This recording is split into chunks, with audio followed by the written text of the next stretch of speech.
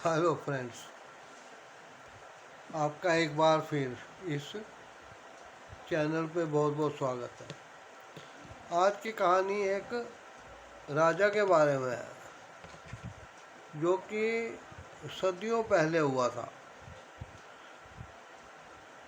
और हमारे देश में कई सभ्यताएं पनपी और नष्ट हुई। उन्हीं नष्ट हुई एक सभ्यता के दौरान ये राजा हुआ था।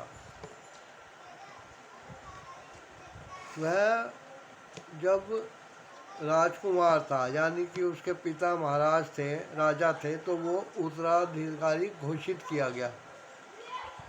लेकिन उसके पिताजी काफ़ी परहेज रखते थे खाने पीने में, अपनी दिनचर्या में, और योगा के कई आसन करते थे, प्राणायाम करते थे। तो अच्छी उम्र हो गई थी उनकी। तो उनका वो बेटा जो राजकुमार था, उसकी भी उम्र धीरे धीरे बढ़ती रही। वो 40-45 साल की उम्र से भी आगे बढ़ गया और इंतज़ार करता रहा कि कब वो राजा बनेगा। लेकिन वो भी एक मस्त आदमी था। वह जानता था कि एक दिन उसने राजा बनना ही है, तो उसके लिए उसने कभी कोई चिंता नहीं की। धीरे धीरे वो ऐसे लोगों से घिरता गया जो कि हंसी मजाक करते थे और उसका दिल बहलाते थे। जब वो राजा बना तब उसके अंदर का एक जो कॉमेडियन था, हास्य कलाकार, वो जाग गया। लेकिन वो अपनी मर्यादा भी जानता था कि वो एक देश का राजा है और उसे कोई ऐसी बात नहीं करनी चाहिए जिससे कि उसका मजाक उड़ाया जाए। तो वो अपने मंत्रिमंडल में जो उसके विद्वान लोग उसके सिंहासन के सामने कुर्सियां डाल के बैठते थे दीवारों के साथ साथ, वो उनके साथ कभी कभी हंसी मजाक भी करता रहता था। कभी उनको वो किसी अभियान पे भेज देता कि चारों दिशाओं में ग्रुप बना के जाओ और देख के आओ कि कौन से देश की राजकुमारी सुंदर है। उसके मंत्री घूम के आते थे काफ़ी लंबे टाइम के बाद। उस टाइम हवाई जहाज, रेलगाड़ी, पानी के जहाज़, सड़कें, यातायात के साधन तो थे नहीं, घोड़े पे या हाथी पे चलते थे। और उस टाइम हाथी राजघराने की सवारी हुआ करता था। तो मंत्री वाला घोड़े पे या पैदल या किसी के घोड़े के पीछे बैठ के यात्रा पे निकलते थे। और कई कई महीनों के बाद जब वो लौटते थे तो जो देख के आए होते थे वो बताते थे। फिर वो उनमें से किसी को कहता था कि जाके पूछ कर आओ कि क्या उस लड़की की शादी होने की आयु है। फिर उसके मंत्री जाते थे और घूम फिर के फिर आके बोलते थे कि हाँ जी या ना जी। तो ये पूछता था कि क्या वो राजकुमारी जो है वो इस देश की रानी बनना चाहती है। वो पूछने जाते थे, फिर लौट के आके हाँ जी ना जी। फिर वो उनको कहता था कि चलो छोड़ो, शादी का इरादा अभी टाल देता हूँ। किसी दिन वो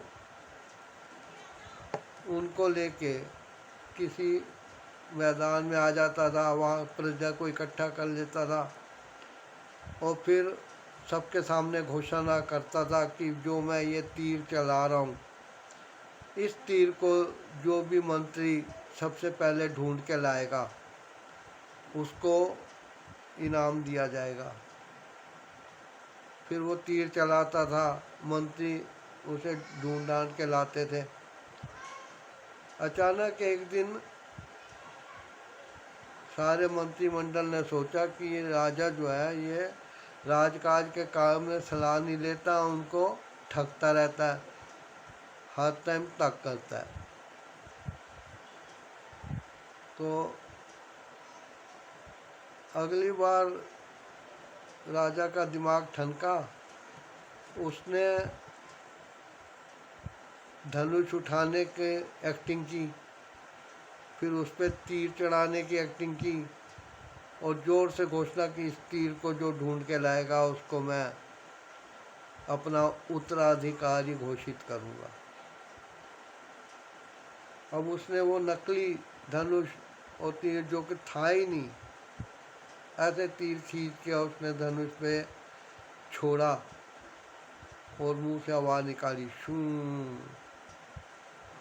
फिर उसने कहा मंत्रियों को कि भाग के जाओ, तीर उठा के लाओ।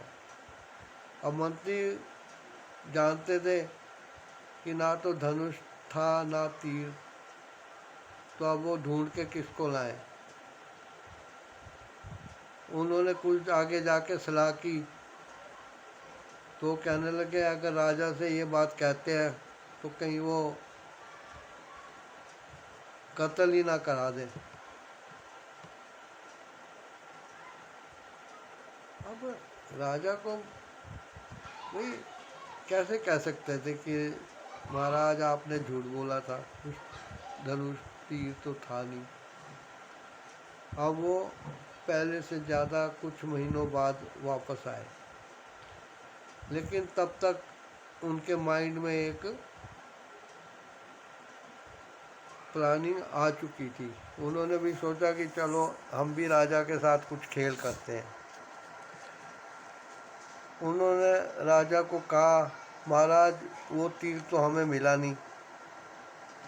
राजा ने कहा तो तुम लोग सजा के हकदार हो, तुम्हें मैं क्या सजा दूं, अपने लिए सजा बता दो। सुबह जब दरबार में आओ तो अपने अपने विचार बताना। तभी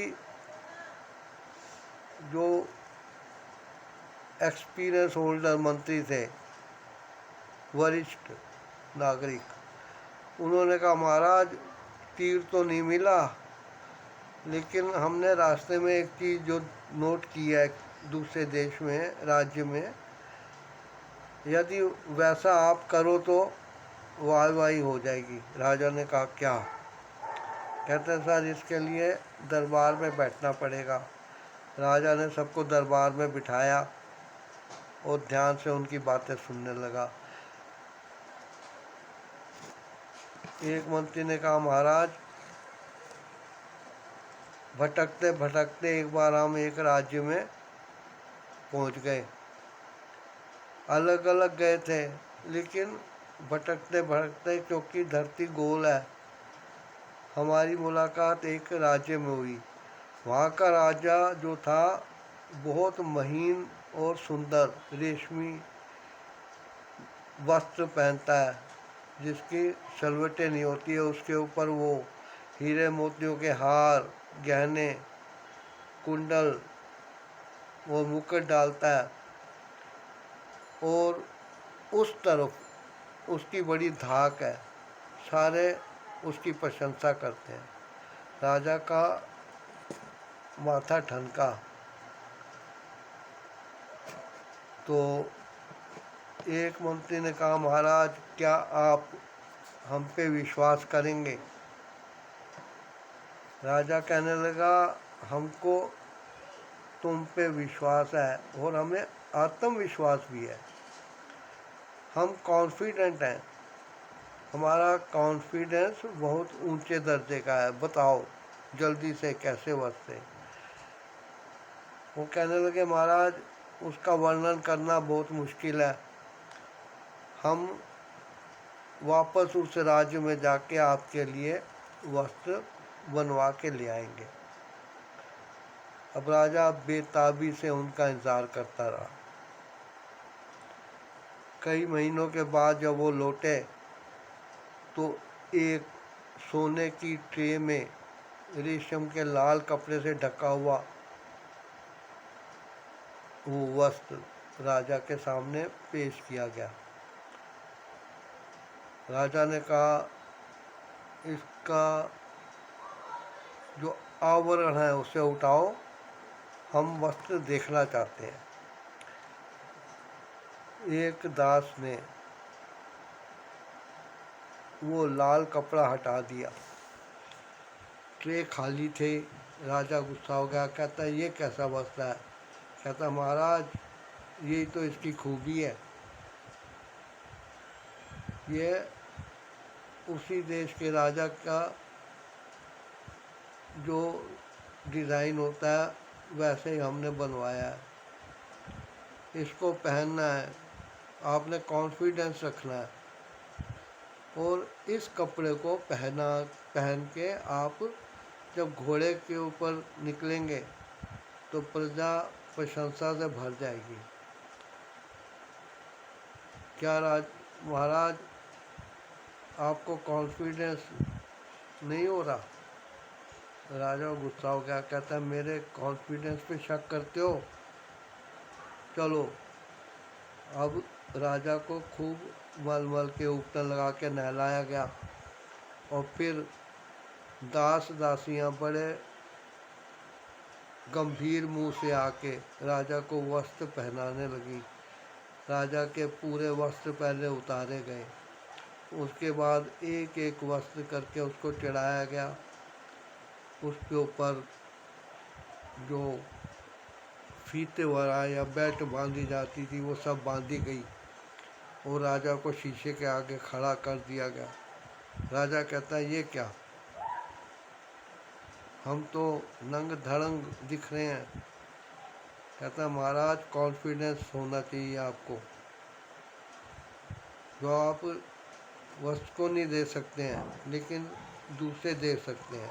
उन्होंने फिर सबसे पूछा कैसे लग रहे हैं महाराज के वस्त्र? सारे दास दासियों ने, सैनिकों ने ऊंची आवाज़ में कहा, वाह वाह, ऐसे वस्त्र तो हमारे राजा को और भी सिलवाने चाहिए।